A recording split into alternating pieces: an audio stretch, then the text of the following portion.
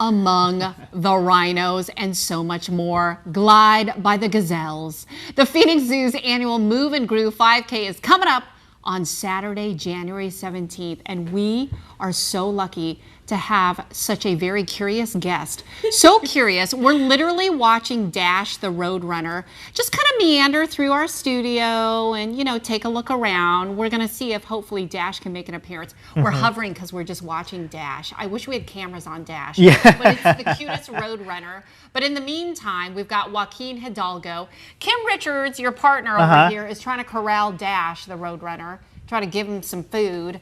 Hopefully he'll come over and join the party. You know, since the camera's not on her, we could have just said she was a whole cheetah, you know? That's true. That is true. Yeah, like if you could see the behind the scenes, this is fantastic. It's like she's wrangling a chicken. Yes, and we're going to try to, like, you know, get these kind of candid shots, if you will. But anyways, in the let's meantime, talk about Move and Groove. Well, let's talk about Move and Groove. It's happening on the 17th of January. This is so cool because, you know, a lot of times when you think of these great fun runs, they happen during the day. Yep. This one's at night. This one's at night for a very special reason, you know, because you are running amongst our zoo lights. It is actually the last night you'll be able to walk, or it's not really walk through it, right? Because you're going to be running through zoo lights to enjoy them this season. But people can't walk it, right? They can walk it. We say it is conservation at any pace, you know. I have people out there with their strollers. We have people practicing for the Olympics out there. It's a whole mix, you know.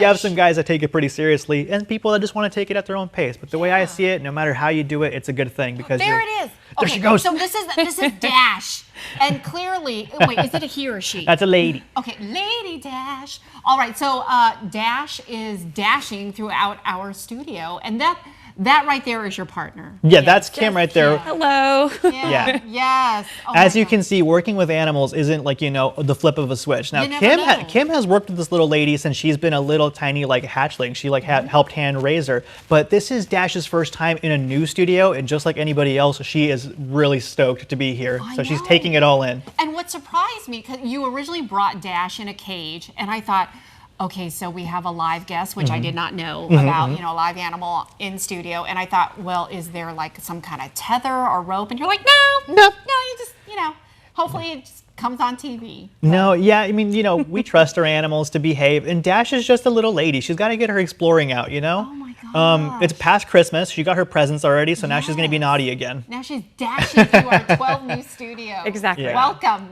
We love you guests. She's our running representative, you know. We're talking about a 5K, so I felt what better animal to represent it than a roadrunner. However, a roadrunner that is being very naughty. But you know what?